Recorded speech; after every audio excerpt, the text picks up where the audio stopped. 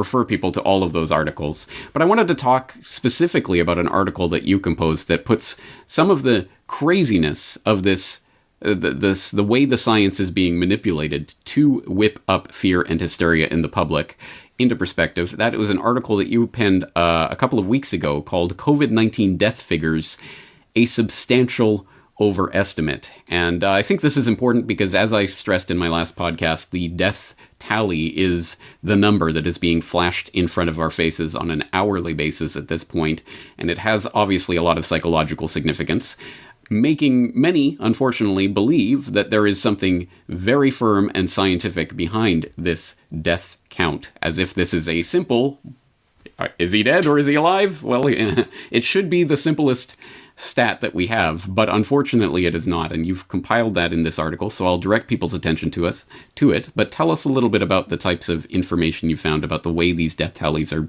being done. Well, in a way, the most peculiar thing about the COVID-19 case so far has been that they are not hiding the data. Like, the substantial overestimate is a direct quote from an article by a veteran pathologist in The Spectator. And there are many other articles referenced in the Times and the Telegraph. The data is right there. And yet it is separate from the narrative, which never references the data, and the data never references the narrative. And what you have to do is just basically ignore everything the media says and just look at the numbers, and then look at where the numbers come from. And the mortality rates are established using a set of rules just for the coronavirus.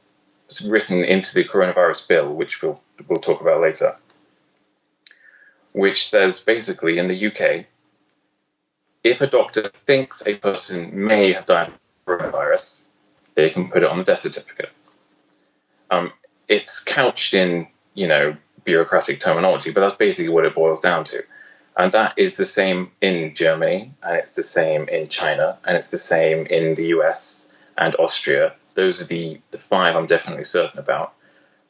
Considering it's across those five, you have to assume other nations are doing the same thing, and that it must all come from a WHO guidance, which is similarly phrased. Basically, that means that all of the death numbers have a certain amount of guesswork in them, which makes them all totally meaningless. Especially if we don't know how much guesswork. I mean, it could be 10%, it could be 50%, it could be 90%. The number could be totally meaningless. And seeing as hundreds of thousands of people die every year from conditions called flu-like illnesses, which are not tested, and doctors know not to bother testing. If you're 80 plus years old and you develop a chest infection and it turns into pneumonia and it carries you off, that is sad, but there's no real point in doing an autopsy and a smear test to figure out what the specific virus was that did that damage. And now all of those people will now just be assumed to be COVID-19, and we'll get numbers that sound frighteningly large, but are pretty standard for the number of people that die every year.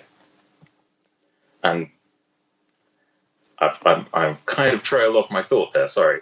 I want to pick up on something that you mentioned, though, that I think is particularly important to underline, which is the disconnect between the data and the narrative. And I think you're right. We see this in a number of different lines of inquiry, including the death count and how they're doing that. But everything else besides. And one that sticks out in my mind immediately is Anthony Fauci, of course, directing the U.S. efforts.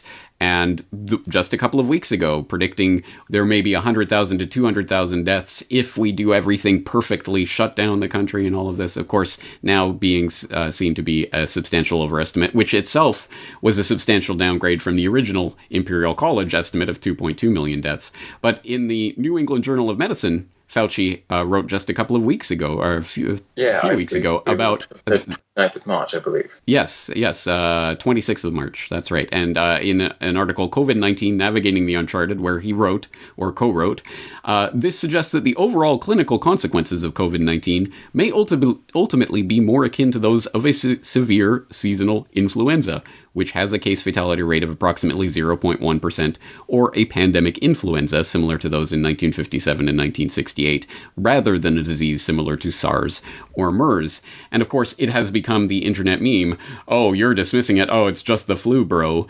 has become the way of dismissing people who are raising questions about, is this really the Black Death as it is being portrayed? Well, there's Anthony Fauci himself saying, essentially, it's just the flu, bro.